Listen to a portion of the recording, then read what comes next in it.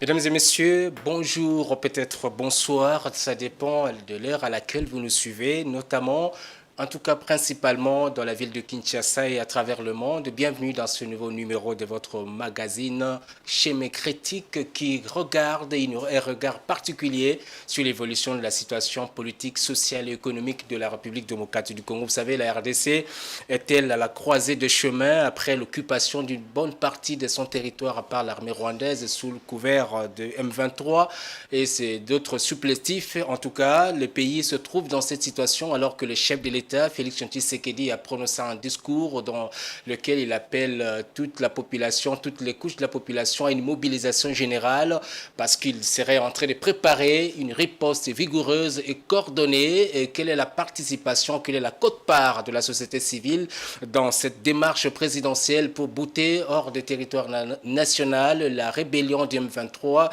et ses parrains rwandais. On en parle avec le numéro 1 de la société civile en République démocratique du Congo, M. Christopher Ngoyi. Il est coordonnateur, je disais, de la société civile de la République démocratique du Congo. Il a accepté notre invitation. Merci beaucoup, M. Christopher Ngoyi, d'avoir accepté notre invitation. Je vous en prie, cher Junior.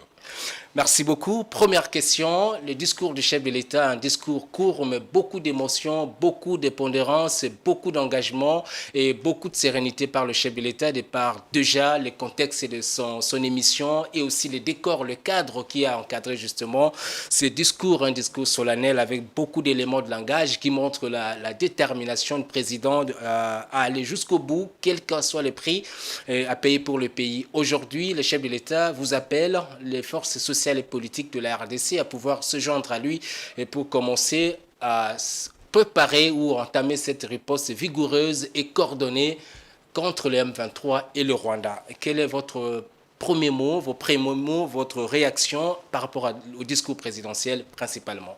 Merci beaucoup, Junior. Mon premier mot, c'est une pensée pieuse pour le repos des âmes de tous ces Congolais qui ont été massacrés à Goma, à Lubero, à Sake, Minova. Donc ce sont des morts inutiles, des innocents qui sont fauchés. Ma pensée pieuse également à l'endroit de nos forces armées, les FARDC, qui ont refusé de déposer les armes malgré la désertion de leur chef. Ils sont restés sur place, ils sont morts, ils ont été exécutés avec bravoure. C'est ça l'esprit des Congolais. Et je crois que c'est ce qui anime, ça l'esprit qui anime le chef de l'État lorsqu'il dit qu'il est en train d'organiser une riposte. Aucun Congolais ne peut rester indifférent face au carnage qu'on a vu sur les images à Goma. Aucun Congolais, dis-je. Et notre position, c'est de soutenir l'entreprise que compte mener le président de la République. Pourquoi? Parce que cette guerre n'a que trop duré. Plus de 30 ans. Plus de 30 ans. Et on en a assez. On a tout tenté, on a tout essayé. On a été dans les négociations, dans des dialogues, mais elle ne finit pas. Et je crois qu'elle a une origine qu'on ne maîtrise pas encore en ce moment. Et il faudrait que l'on puisse intégrer. Pourquoi les multinationales? Parce que l'entreprise du Rwanda, aujourd'hui, ce n'est plus un secret. C'est pour écumer nos minéraux. Et ces minéraux ne restent pas au Rwanda. Kagame lui-même l'avait dit. Ces minéraux quittent le Rwanda pour les multinationales. Et ces multinationales sont des capitalistes qui tirent les ficelles, qui influencent les administrations de certains pays. Et ce qui fait que tant qu'ils auront besoin de ces minéraux-là, avoir besoin, c'est-à-dire à vil prix, tant qu'ils auront besoin de ces minéraux-là, la guerre ne se terminera pas. Tant qu'on ne leur dira pas, le pape était ici à Kinshasa, il y a 2 ans, si je ne me trompe pas, il a été clair. Il a été clair. Il a parlé aux multinationales. C'est ça la source de cette guerre que nous vivons ici. Tant que nous, Congolais, nous continuerons à nous comporter comme des lampistes. C'est-à-dire, on peut nous utiliser, nous accomplissons des sales besognes, nous tuons nos frères et on nous jette quelques miettes. Et puis, entre-temps, devant le peuple, nous sommes en train de développer notre discours. Alors finalement, je me pose la question, finalement, est-ce que ce n'est pas justement le manque de stratégie ou la faiblesse de stratégie des options prises par nos autorités depuis 30 ans, justement, qui font que la situation ne puisse pas évoluer? Si votre thèse est plausible et que finalement, les multinationales négocient avec les Rwandais pour piller les ressources du pays, le chef de l'État a effectué pas mal de visites, de voyages à l'étranger. On a vu deux ministres voyager. Il n'y a pas que lui. Le président Kabila aussi a fait ça. Le président, depuis l'avènement des AFDL, si vous voulez parler de 30 ans, c'est presque ça, la durée exacte. Pourquoi est-ce que nous n'irions pas finalement jusqu'au bout, voir ces gens-là qu'on estime pouvoir financer ces rébellions pour négocier justement, au lieu de passer par le Rwanda qui passe par la grande porte? Et justement, d'abord, il faut les connaître. Et il faudrait faire la part des choses entre ces multinationales-là et les gestionnaires de certains États ou des grandes puissances. Si vous arrivez à Washington, vous allez trouver que l'administration elle-même est en train de se plaindre de ces multinationales-là qui exercent une grande pression sur les conseillers, et ainsi de suite, afin d'obtenir allégeance sur certains dossiers. Et ce dossier congolais, il est connu qu'il y a l'industrie mondiale qui a besoin des minéraux rares qu'on trouve ici chez nous. On parle du cobalt, on parle du coltan et consorts. Et même d'autres qu'on n'a pas encore découverts. Et qui contrôle le Congo à l'avenir du monde, ou contrôle le monde. C'est ça le principe. Et manque de stratégie. Moi, je pense que nous sommes victimes d'abord, nous-mêmes, de notre système. Aujourd'hui, Kagame arrive à accomplir tout ce qu'il a programmé ou tout ce qu'il entreprend parce que tout simplement c'est un dictateur. Je ne dis pas qu'il faut qu'au Congo on restaure la dictature, mais je voudrais dire que en tant que dictateur, il a ordonné, il a soumis tout le monde. Tout le monde, chez lui, personne ne bronche. Il n'y a pas d'opposant. Vous êtes opposant, votre place est dans la tombe. Et lui seul maîtrise ce qu'il fait avec ses multinationales, comment il négocie et comment il envoie ses militaires, il planifie, tout ça, il maîtrise ça. Et chez nous au Congo, nous sommes victimes du fait que la démocratie nous impose qu'il y ait le pouvoir et puis l'opposition. Et là également, il y a un problème. Parce que très souvent, nous sommes enclins à aller chercher des appuis extérieurs. Les yeux fermés, on ne choisit pas qui peut être notre partenaire. Et nous allons jusqu'à chercher les forces extérieures pour venir attaquer notre propre patrie. Et ça s'est répété plusieurs fois. C'est-à-dire, le Congo, sur le plan de l'évolution mentale, le politicien congolais n'a pas encore atteint le niveau d'un homme, d'un être humain. Donc nous sommes au niveau de la satisfaction des besoins primaires. Bon, et tout le reste nous importe peu. Et c'est ainsi que les Rwandais nous appellent Bichouchou, c'est-à-dire Bizengi. Bizengi, c'est-à-dire des gens qui ne réfléchissent pas, qui ne raisonnent pas, malgré nos diplômes, malgré les études faites. Il suffit qu'on vous approche à côté de la mangeoire, vous oubliez que vous avez étudié, vous avez la science avec vous, et vous êtes un être humain, vous avez des valeurs à respecter. Mais vous vous dites tout de suite, bon, je vais moi aussi, cette fois-ci c'est mon tour, je vais prendre l'argent, les Congolais peuvent mourir, ce n'est pas mon problème. Bon, écoutez, l'essentiel pour moi c'est d'assouvir mes propres besoins. Alors, nous sommes devant cette configuration-là.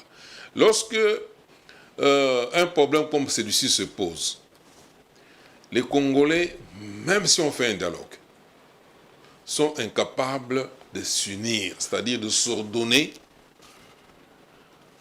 avec un seul objectif, avec une seule détermination, un engagement sincère et franc, Ça, c'est très difficile pour nous. Bon, Alors, c'est ça notre grande faiblesse. Oui, oui. On va y revenir à une question de dialogue parce qu'il y a beaucoup à dire là-dessus. Oui. Moi, je ne voudrais pas dire que vous vouliez dire que la RDC devrait avoir un État beaucoup plus fort que ce qu'il y a aujourd'hui à cause de notre constitution qui instaure la démocratie.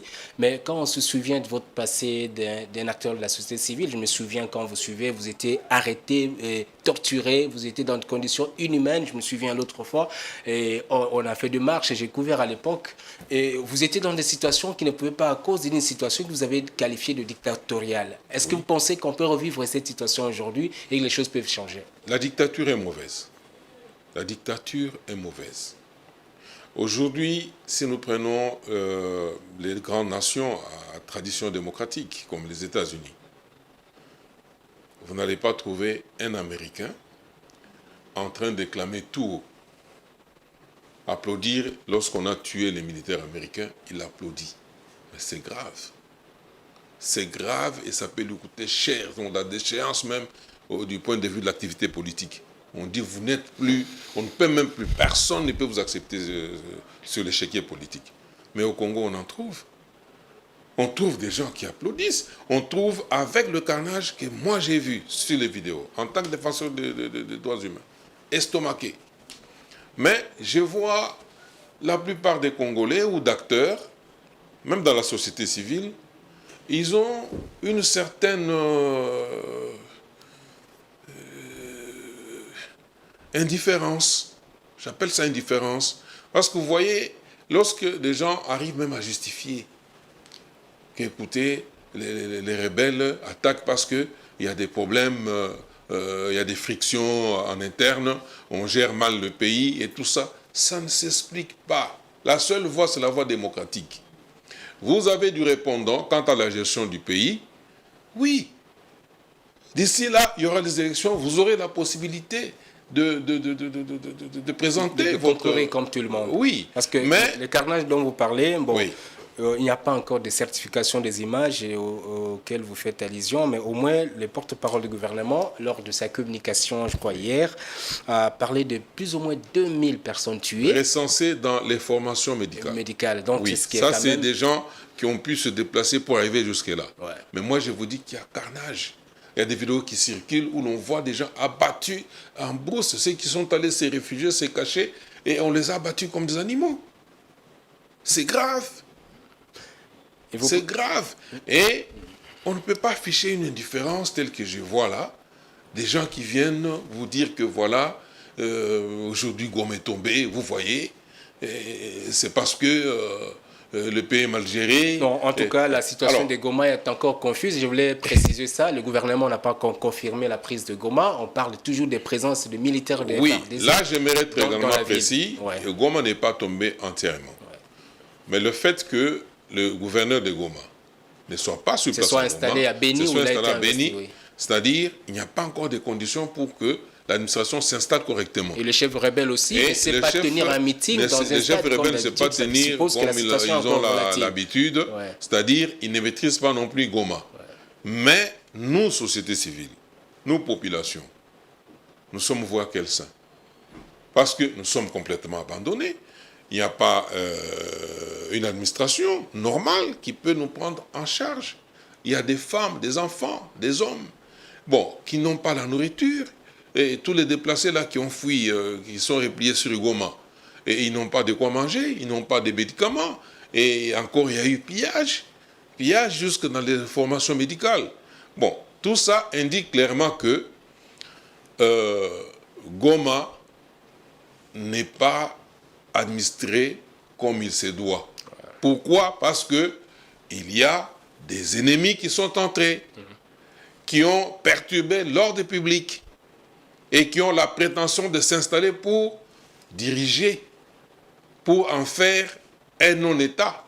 Et c'est ça la situation qui peut voir Goma. Gouverneur, oui. Il y a même voilà. Un ancien journaliste. Oui.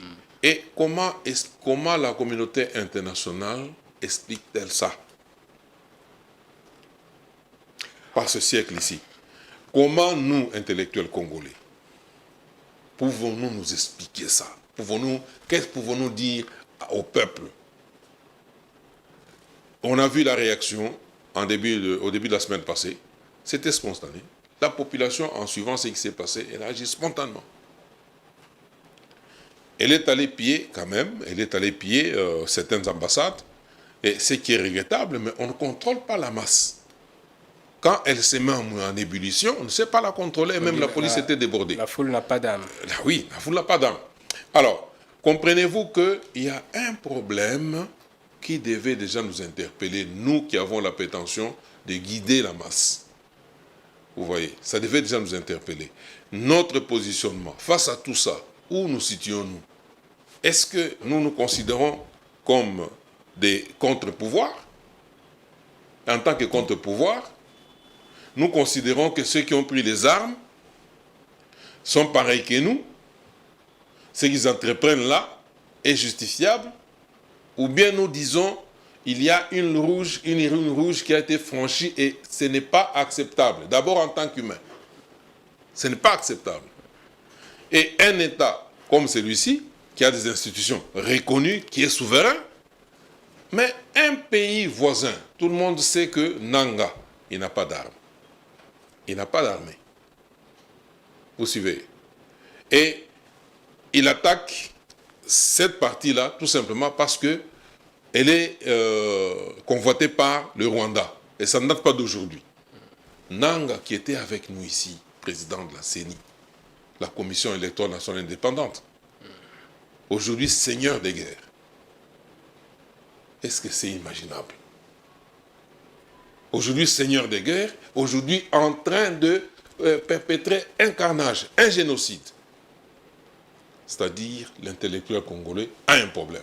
Et vous trouvez parmi ceux qui sont encore avec nous ici, qui ne sont pas allés se prostituer auprès de M. Kagame, il y en a qui osent justifier. Ils disent que voilà ce que Nanga fait là, ou ce qu'il entreprend là, c'est parce que, sur le plan politique, ainsi de suite. Alors, c'est grave ça. Alors, M. Christopher, je vais qu'on comprenne... Et pour revenir au discours du président. Je vais que vous puissiez finalement y revenir. Alors, la question que je pose, aujourd'hui, on parle de cette situation de carnage de Goma, et dont on ne sait pas exactement qui en est l'auteur, parce qu'on est dans une situation de belligérance. Qui en est l'auteur? Non, là, je risque de vous déconsidérer. Non, tout simplement parce que Goma vivait avec la population, avec les gouverneurs, avec tout le monde. Ils n'ont pas massacré la population. Parce qu'il y a une situation... Et pourquoi l'aurait-il fait? Et les rebelles entrent, ils attaquent, ils tuent les gens. Vous êtes encore à vous poser la question, qui en est l'auteur? Non, parce qu'il y a une situation de confrontation militaire. Il n'y a que les enquêtes qui vont déterminer, peut-être à un certain moment... Confrontation militaire voudrait dire quoi? Il y a des gens qui occupaient Goma. Ce sont les forces loyalistes. Il y a des assaillants qui sont entrés. Et ils les ont attaqués. OK? Eux n'avaient même pas d'exutoire, c'est-à-dire par où se sauver. Mais ils ont subi le feu. Et les autres ont amené de renfort en renfort. Ils ont subi le feu ennemi. Il n'y a pas une question à se poser. D'accord, c'est acté. C'est établi que ces carnages est intervenu à l'issue de l'entrée des éléments... Oui, c'est eux qui ont perpétré ce carnage. Dans la ville de Goma, et même si les Rwandais se défendent autrement, mais au moins, ça a commencé ce jour-là. Alors, je vais poser la question. Aujourd'hui, le chef de l'État constatant effectivement qu'il y a un problème, mais tout genre, parce qu'il y a d'autres forces, nous sommes en démocratie, comme vous l'avez dit, certaines personnes estiment que, justement parce qu'il y a une situation d'instabilité politique, il y a de incompréhension au niveau politique, ils convoquent la SENCO, ils convoquent d'autres forces politiques, ils multiplient les contacts diplomatiques pour tenter de trouver une solution, et certaines langues évoquent même une possibilité d'un dialogue national. Est-ce que vous êtes pour cette option et que vous pensez quelle est la portée de cette option pour la résolution de la crise dans laquelle le pays se trouve? Merci beaucoup. Le dialogue national, le problème n'est pas national. Le dialogue national va nous apporter quoi? Parce qu'on n'a pas un problème national. Nous faisons face à une agression étrangère du Rwanda. Même si nous nous réunissons ici, un dialogue national, c'est pour... encore que, faudrait-il qu'on s'ordonne tous en une seule intelligence pour dire c'est le Rwanda qui nous attaque, mais il y a des gens qui ne pourront jamais pointer le Rwanda du doigt. Il y a des gens qui viendront à ce dialogue tout en obéissant aux injonctions de M. Kagame. Et là, nous ne sommes pas dans le principe actif de la réaction, de la contre-attaque. Nous ne sommes pas dans ce principe actif. Nous allons nous mettre à bavarder, du verbiage, du bavardage et tout ça, comme on en est habitué. Entre-temps, l'ennemi sera sur notre sol, sur notre territoire. Entre-temps, ceux qui vont dialoguer là, il n'y a personne qui va prendre le treillis avec l'arme pour dire « moi je descends à Goma, je descends à l'Est pour combattre l'ennemi ». Donc nous devons être plutôt pragmatiques dans une situation comme celle-là. Il faut une riposte vigoureuse sur le plan militaire que politique. On doit y mettre fin. On doit y mettre fin. Ça n'a qu'à trop durer. Alors, la meilleure façon de le faire, c'est quoi? C'est d'avoir ce qu'on appelle le fer de lance. Le fer de lance dans cette situation sur le président de la République. C'est lui qui a l'impérium. Il a l'armée, il a le gouvernement et tout.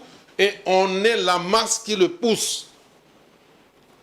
À ce moment-là, il peut percer le camp adversaire, le camp adverse. Mais si nous tous, nous constituons plusieurs forces de lance, fer de lance, parce que c'est l'objectif malheureusement avec le dialogue. Ouais. Il y aura plusieurs fers de lance. Bon, chacun aura son rapport personnel ou relatif avec face à la situation. Chacun aura sa façon de se comporter. Entre-temps, l'assaillant va se frotter les mains. Alors pour vous, les dialogues... Si aujourd'hui, il faut remettre ou redorer le blason, notre blason, parce que notre dignité a été foulée au sol. Le président a parlé que la RDC ne sera jamais notre écrasée dignité, ni humiliée. Nous sommes humiliés complètement. Et les amis nous demandent, en regardant sur la carte, on voit un grand pays là, le gros Congo, avec un tout petit truc là. On nous dit, nous sommes en train de pleurer parce que c'est cette histoire-là, cette petite tâche-là. Je rappelle que le Rwanda, c'est 26 300 km, 300 000 km, alors que la RDC, c'est plus de 2 millions de kilomètres. Je manque les mots. À peine un dixième de la superficie nous agressent, de la RDC. Et nous trouvons ça normal. On ne pouvait même pas en parler. On pouvait tout simplement écraser. Point, c'est tout.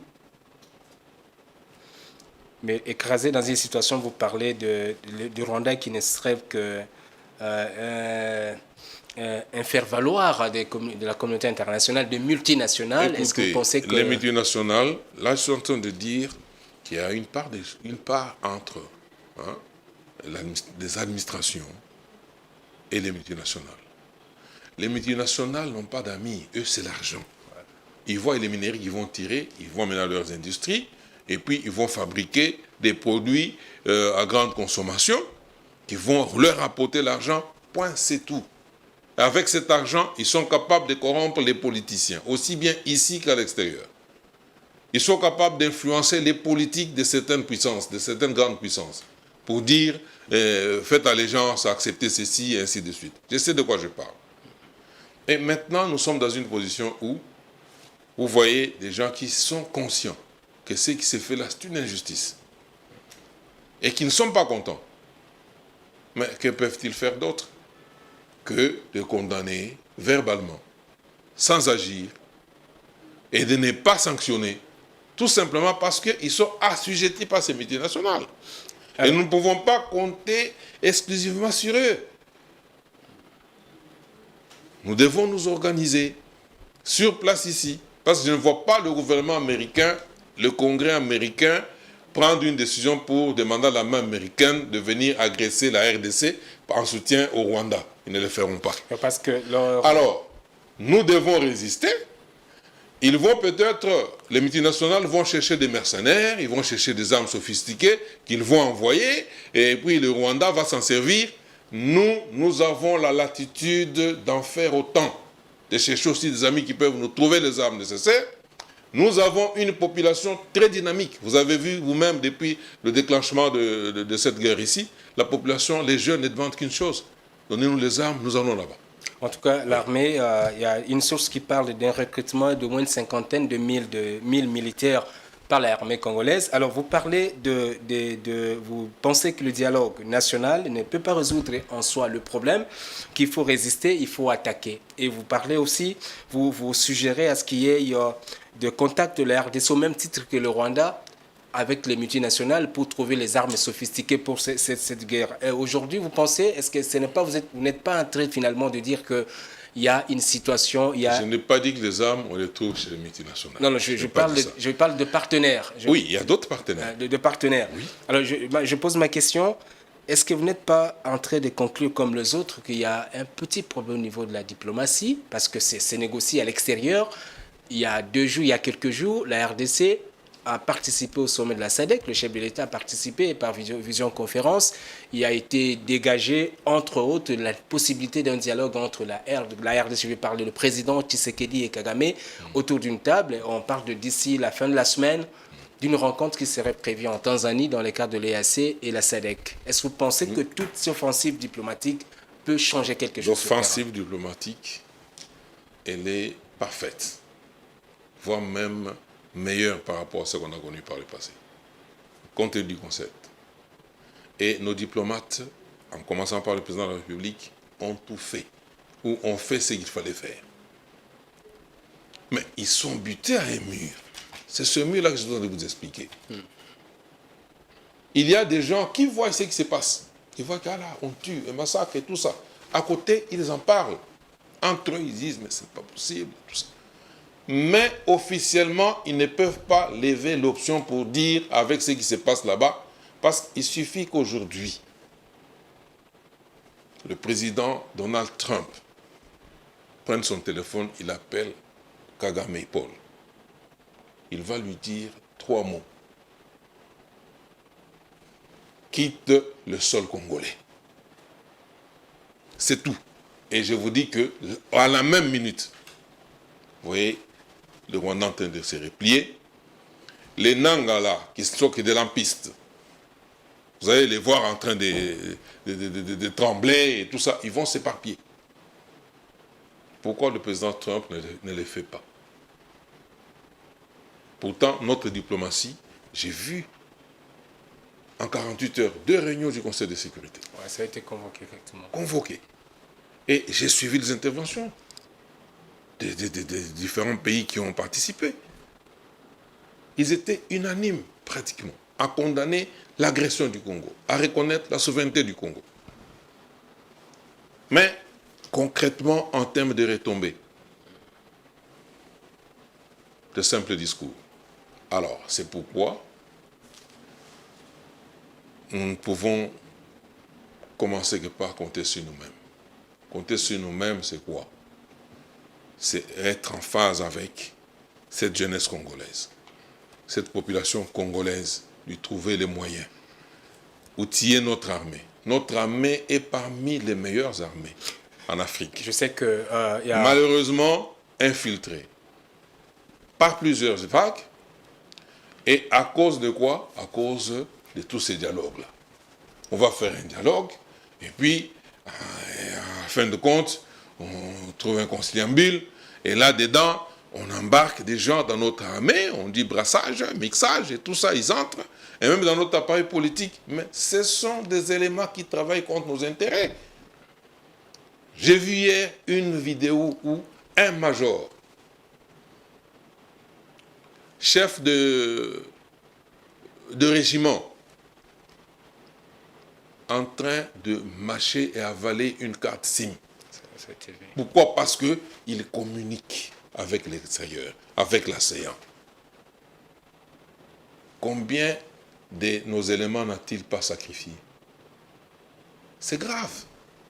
Mais en même temps, nous avions proposé, en son temps, une idée qui reste d'actualité jusqu'à aujourd'hui, qu'il fallait créer, mettre en place un ministère en charge de la guerre. Et ce ministère-là, on devait alors sélectionner des personnes dont on est sûr. Qui serait différent du ministère de la Défense? Oui, parce que le ministère de la Défense, avec toutes les opérations de brassage, mixage et tout ça, c'est un fourre-tout. On ne peut pas miser sur un fourre-tout dans un domaine où il y a des secrets qui doivent être partagés, où la vie des gens, des éléments, au fond, est engagée. Mais si on a des gens qui ne sont pas sûrs, nous l'avions dit, nous avons une armée forte, et les éléments là, au fond, ils réagissent toujours pour dire, non, écoutez, nous sommes trahis, on nous a contournés, on ne veut pas tirer sur les assaillants. Et tout ça, aujourd'hui, les langues, c'est des lits, chers amis. Qu'attendons-nous pour comprendre ça? Nous avions conseillé qu'on ait un ministère en charge de la guerre. On prend les ex-FARDC là. Ils existent. Ils peuvent servir d'instructeurs ou de guides, de modèles et tout ça. On enrôle ces enfants ici. En peu de temps, on peut avoir des jeunes gens ou des combattants aguerris. Et le Rwanda n'est pas une faute de guerre. Ils savent tout simplement que, comme ils ont des infiltrés, nous ont infiltrés, ils ont toutes les informations sur notre stratégie d'attaque, notre stratégie de défense, ils ont ça à l'avance, et ils peuvent nous tendre des embuscades, et puis s'organiser pour contourner, et ils sont rassurés que quand vous prenez tel axe, on ne va pas tirer sur vous, même quand les avions décollent, ils vont bombarder à côté, mais vous continuez à avancer. C'est ça tout simplement qui fait que le Rwanda engage des victoires sur certaines batailles. Et il suffit seulement qu'ils apprennent que maintenant, là, il n'a plus d'informateurs au sein de l'appareil de défense congolais. Et il lui-même va avoir peur, il va se retirer. Alors, vous êtes toujours, le message est passé, vous préconisez une riposte, comme a dit le président, sur le plan beaucoup plus militaire que diplomatique ou politique. Diplomatique, c'est toutes ces rencontres-là au niveau international et sous-régional. Politique, c'est entre autres le dialogue national et le dialogue aussi avec la rébellion. Alors, sur papier, il y a quelques statistiques ici. Le Rwanda, c'est autour de 33 000 militaires, 176 millions de dollars pour la défense. La RDC, c'est autour de 166 000 militaires. Nous avons un budget avoisinant 859 millions de dollars, c'est-à-dire sur papier, la RDC gagnait une guerre face au Rwanda, étant la 8e puissance militaire. Mais est-ce qu'il n'y a pas une dissonance finalement quand on se rend compte de tous ces éléments et que sur le terrain, on a des difficultés? C'est vous attribuez tout simplement... C'est cette dissonance-là, ce contraste-là qui devrait nous interpeller. Et que nous devrions refuser d'accepter. Parce que les éléments sur papier indiquent clairement que nous sommes un potentiel. Sans nul doute. Ce qui nous pose problème, c'est l'administration, la gestion de la troupe. Suite à l'infiltration. Alors, mettons toute l'énergie, mettons le maximum. Écartons toutes les autres considérations. Toutes les personnes qui sont venues de CNDP, des c'est pas quoi là, et tout ça qu'on a mixé, qu'on a brassé, sont connus. Alors, on n'est pas contre eux. On peut leur dire tout simplement, quand je parle du ministère de la guerre, ils devaient d'abord faire quoi? Sélectionner les éléments qui ne sont pas issus de ces groupes-là. Et malheureusement, l'appareil sécuritaire est constitué maintenant. Est constitué de tous ces gens-là. Tous ces gens-là, parce que les militaires laissés par Mobutu sont devenus de vieux papas aujourd'hui. Non, ils peuvent servir de conseillers. Et les jeunes, il y a des jeunes très entreprenants. Et nous avons une chance énorme. Nos Mwazalendo, qui ont été intégrés dans notre armée comme réservistes. C'est une donne incommensurable. Et qui nous apporte vraiment un soutien très important sur le terrain. Et s'ils sont bien organisés, ils ne sont pas trahis, le Rwanda ne peut pas faire face. C'est tout simplement ça.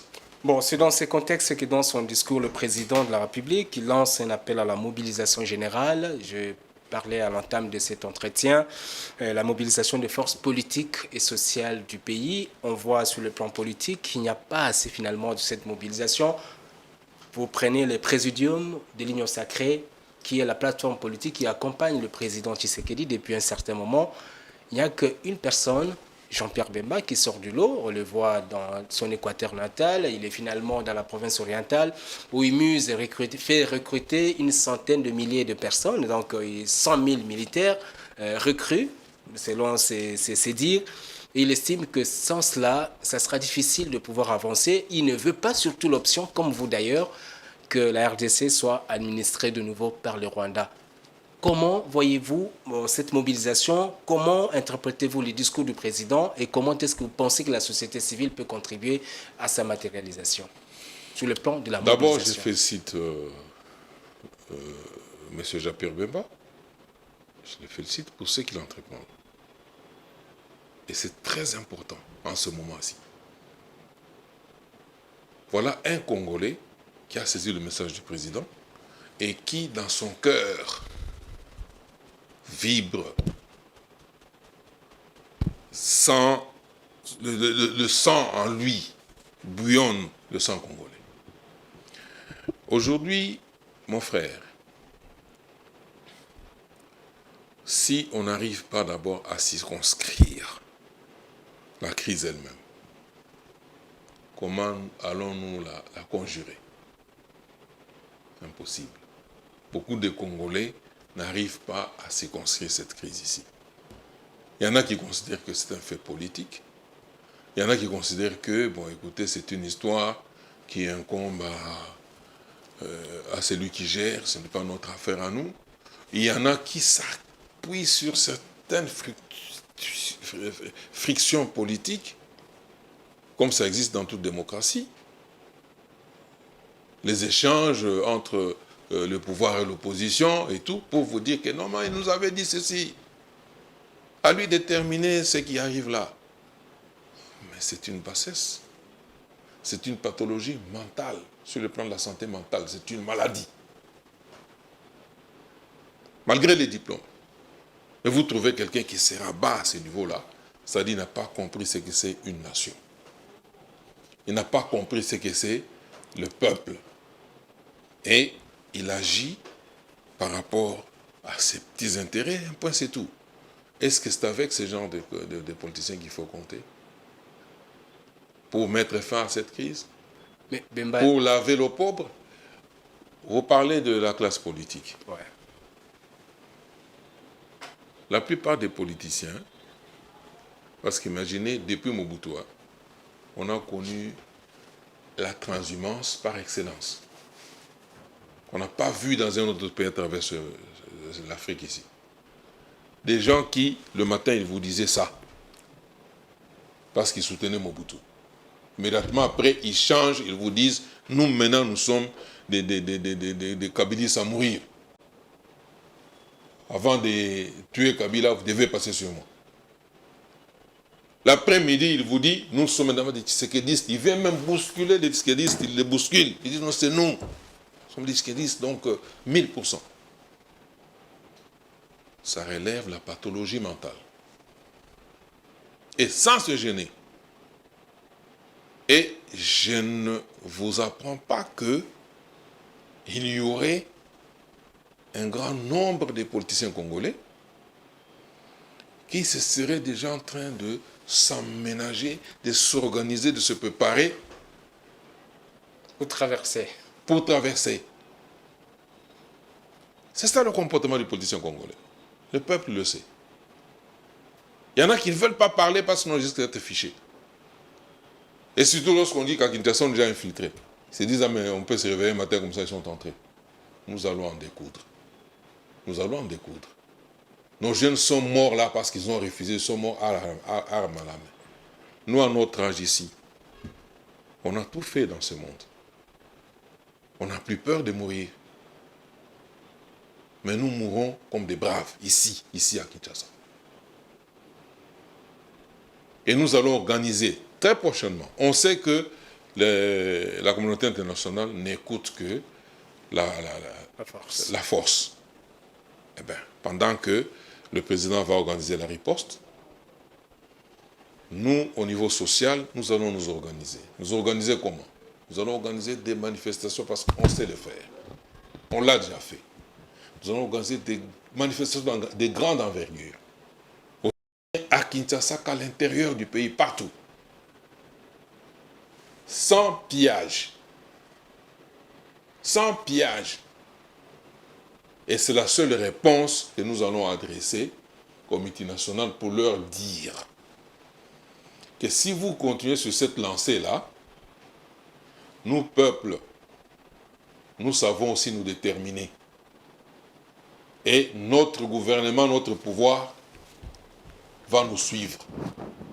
Si nous disons dorénavant, nous allons boycotter tel produit de tel pays, nous allons boycotter ceci, cela. C'est un mot d'ordre qui sera donné. Le peuple va suivre. Si nous disons maintenant là, nous changeons de partenariat. Gouvernement, exploiter maintenant d'autres lignes diplomatiques, d'autres voies, d'autres partenariats, de nouveaux partenariats, avec des gens qui nous respectent. Parce qu'après tout, ça a toujours été une composition entre peuples. Si notre peuple décide que maintenant, là, nous ne composons plus avec tel État, tel autre État. Nous voulons composer avec tel autre. Notre gouvernement devra suivre. En tout cas, c'est la déclaration aussi de la ministre des Affaires étrangères au Conseil de sécurité, Mme Koikamba, qui parle justement que si vous n'écoutez pas, la rue va continuer à parler. Elle a parlé. Et malheureusement, qu'on a constaté... La rue va parler. Ouais, on a constaté... Et là, ici, je suis en train de dire à mon frère, le gouverneur de la ville, oui, il est tout à fait normal qu'il interdise des manifestations. Bientôt, nous allons le saisir. Son appréhension, c'est les pillages qu'on voit là, attaquer les ambassades. On ne va pas attaquer les ambassades. Mais le peuple va sortir dans la rue, et en très grand nombre, aussi bien ici à Kinshasa qu'à l'intérieur. Et nous allons demander au gouvernement de nous suivre, de suivre ce que nous allons donner comme directive. C'est le plus important. Les politiciens ne résoudront pas le problème. Voilà, ça c'est l'engagement de la société civile, c'est le numéro 1 de la structure qui parle et aujourd'hui c'est dans ce même contexte qu'on parle de négociations, mais pour lui, les négociations, oui, ça peut se faire, mais beaucoup plus sur l'option militaire qui doit résoudre le problème. On a vu sur papier que la RDC n'avait pas vraiment beaucoup à s'inquiéter face au Rwanda, au vu de statistiques en termes de 8e puissance militaire d'Afrique, si ce n'est que la trahison au sein de nos forces armées qui font que trahison et d'autres comportements irresponsables de certains officiels dans l'armée, dans les services de renseignement qui font que la situation ne puisse pas évoluer. J'aimerais que vous concluiez par un message d'espoir à la population. Je mes critiques étant vers ça fait finalement, et pour que la population puisse comprendre, parce qu'il y a la psychose, vous voyez, ces derniers temps, il y a certaines ambassades, notamment les ambassades des États-Unis et d'autres pays occidentaux qui se demandent à leurs ressortissants de pouvoir quitter finalement le territoire congolais, avec toutes ces rumeurs-là autour de l'infiltration militaire jusqu'à Kinshasa, que les officiels ne confirment pas. Et aujourd'hui, vous avez les réseaux sociaux dont l'accessibilité sont un peu réduite.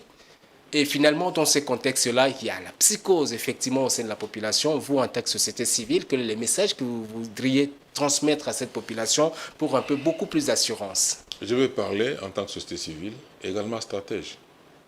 J'ai organisé des grandes manifestations dans ce pays. Rien ne m'échappe. De un, le fait de réduire la communication. Moi, je suis dubitatif. Le fait d'interdire les manifestations, je suis également dubitatif. Quant aux rumeurs, j'aimerais dire ceci. Nous sommes en démocratie. La démocratie voudrait dire qu'il y a des législatures par période, il y a une activité politique normale et l'accession aux responsabilités publiques passe par le choix exprimé par le peuple souverain. Et lorsqu'on n'aura pas maintenant les oreilles, avec des discours tels que « faites attention, quelque chose peut arriver », faites attention et tout. Et nous intégrons cette donne-là. Lorsqu'on nous envoie des messages pour nous dire qu'il faut rester maintenant à la maison, et ainsi de suite, c'est-à-dire qu'on ne peut pas mentalement à faire quoi? À subir, à avoir peur, à nous désactiver. C'est-à-dire, si on se réveille un matin, on entend que ça tire, nous n'avons pas la possibilité de réagir, ni de riposter, nous allons rester dans nos maisons, attendant que ceux qui auront commis le forfait reviennent pour nous dire que voilà, écoutez, nous avons fait ceci, nous avons fait cela, soumettez-vous. Ça, nous disons niet. La population ne doit pas avoir peur. Nous sommes en démocratie, nous avons connu des élections. Qui veut le pouvoir doit passer par cette voie-là. Nous devons avoir une culture démocratique. Notre pays s'appelle République démocratique du Congo. La démocratie fait partie de notre identité. Et nous devons sortir du scénario répétitif des coups d'État, de ceci et tout ça. Nous, peuples, nous n'allons plus accepter ça. Nanga difficile à avancer, pourquoi? Parce que le peuple ne compose pas avec lui. Il veut tirer, pour exemple, pour modèle, la marche l'AFDEL jusqu'à Kinshasa. L'AFDEL est accompagné par le peuple. Le peuple, en commençant par nous, à Kinshasa, la rébellion qui a amené l'ancien président, oui, Laurent Désiré Kabila, au pouvoir en 1997. Nous ne sommes plus d'accord avec des rébellions qui évoluent, qui arrivent jusqu'ici, sans aucun discours politique, sauf nous dire que nous allons vous libérer. Nous libérer de qui, de quoi? Pendant que vous nous amenez des gens pour nous coloniser. Vous allez nous parler de la libération. Alors, le message que j'adresse au peuple, il est simple. N'ayez pas peur. S'il y a des chancelleries qui appellent leurs ressortissants à rentrer chez eux, ils vont rentrer, mais ils ne vont pas emporter avec eux le Congo, ni la ville de Kinshasa. Nous allons rester ici. S'il y a des gens qui oseront s'aimer des troubles à Kinshasa ici, nous allons utiliser tous les moyens. Ils ne vont pas nous soumettre. Ils ne vont pas nous soumettre, nous allons utiliser tous les moyens pour en découdre. Les Rwandais avaient attaqué, ils sont partis de Goma jusqu'à Kitona. De Kitona, ils ont saboté Inga, ils ont coupé l'électricité. Ils sont arrivés juste dans le faubourg de Kinshasa ici. On les a défaits par les Kim. Et Kinshasa, ce n'est pas une ville avec laquelle il faut jouer, où il faut s'amuser.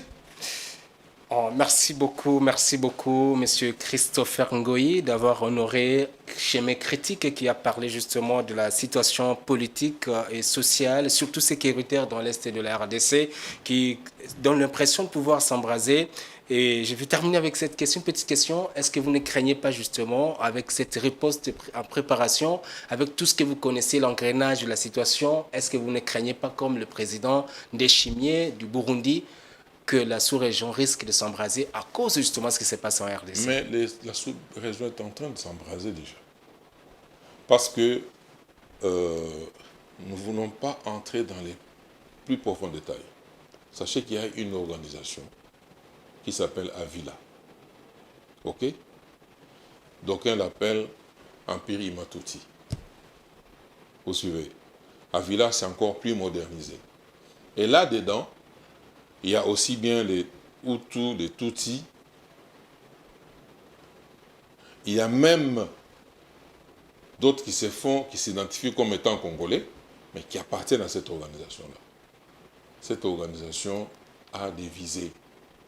Créer un espace où ils vont grignoter le territoire au Congo, prendre Bujumbura, la capitale du Burundi, et aller jusqu'à Kalemi, faire un espace qu'eux vont gérer avec tout ce qu'il y a comme ressources.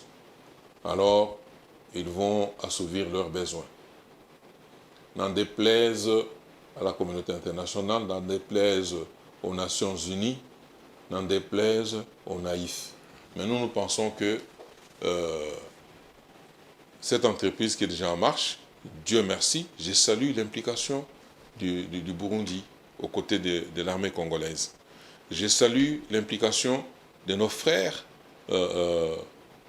sud-africains aux côtés de l'armée congolaise. Et j'en appelle à la responsabilité de l'Angola. J'ai déjà croisé le président Joao Lourenço dans un atelier. Là, il est encore général, en Angola là-bas. Mais j'ai déjà croisé dans un atelier, dans un pays autre. Et nous avions discuté de ce qui se passe aujourd'hui. Et il promettait de nous aider. L'Angola promettait de nous aider. C'est maintenant qu'ils doivent nous aider.